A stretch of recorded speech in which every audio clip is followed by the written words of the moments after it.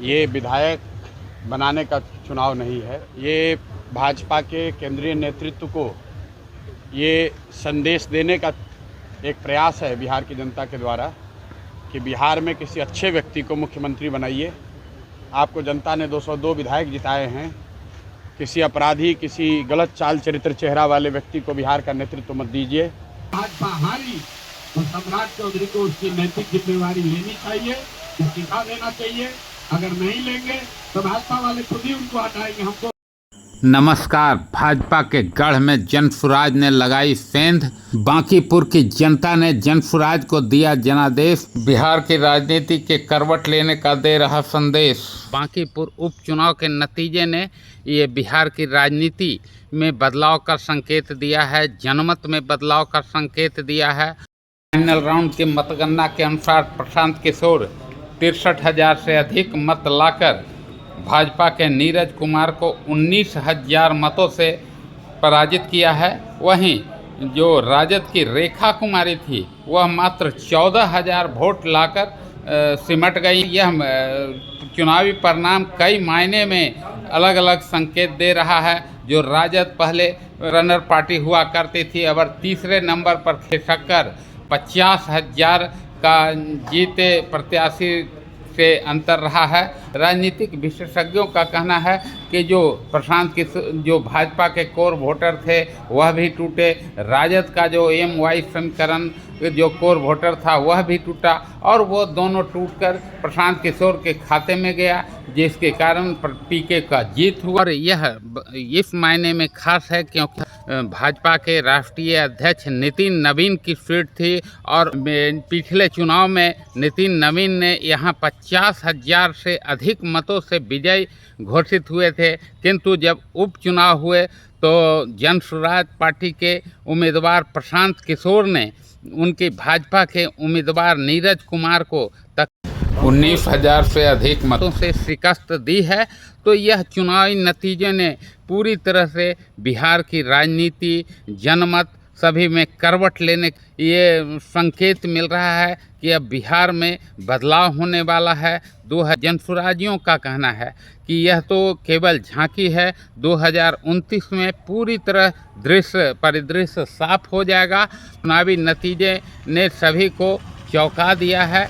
ये चाहे वो नितिन नवीन हो या फिर बिहार में सूबे की सम्राट के नेतृत्व वाली सरकार हो, तो इन सभी पर चुनाव नतीजों से सवाल खड़ा हुआ है। पिछले चुनाव में 2025 फिर से नीतीश के नारा NDA ने दिया था और इससे 202 सीट हासिल किया था।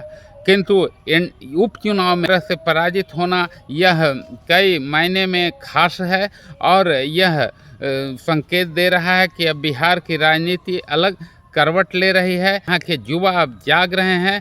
अब सबसे बड़ा इस चुनाव में यह रहा कि पहले जो जाति, पार्टी, धर्म के आधार पर पार्टियां चुनाव लड़ती थी, वह अब इन दिनों प्रशांत किशोर के चुनाव में आने के बाद यह बेरोजगारी, भ्रष्टाचार, शिक्षा, स्वास्थ्य सभी की बातें हो रही है। यानी अब भ्रष्टाचार मुक्त शासन होगा, बेरोजगारी दूर होगी, युवाओं को रोजगार मिलेगा, बच्चों को शिक्षा मिलेगा, छात्रों को बेहतर उच्च स्तरीय शिक्षा की भी बात कही जा रही है।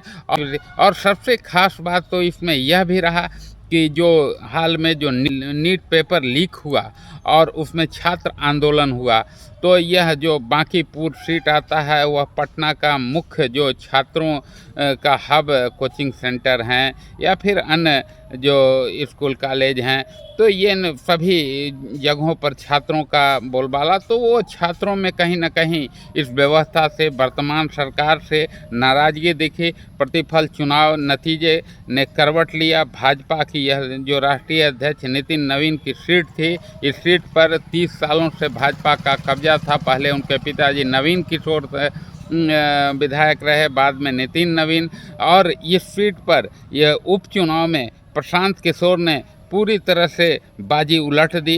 भाजपा को, सरकार को सोचने पर मजबूर किया है कि अब ये जाति पार्टी के आधार पर नहीं, अब काम करना होगा, और जो काम की बात करेगा, जो विकास की बात करेगा, और जो शिक्षा स्वास्थ्य की बेहतरी की बात करेगा, जो रोजगार की बात करेगा, अब जनता उसके साथ है, युवा उसके साथ है।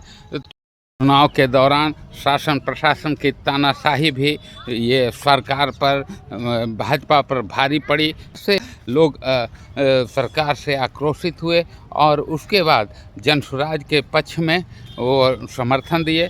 प्रतिफल जनसुराज ने पटना बांकीपुर सीट से बाजी उलटकर पाले में कर लिया है।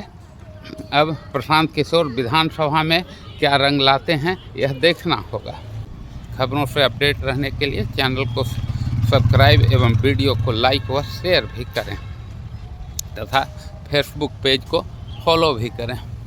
जीत के बाद पीके ने जो कहा वह भी सुनिए। अच्छे आदमी को बनाइए ताकि बिहार में भी शिक्षा हो, बिहार में भी बच्चों के लिए रोजगार हो, बिहार के बच्चों को भी बाहर मजदूरी करने न जाना पड़े। ये संदेश बांकीपुर के लोगों ने दिया है।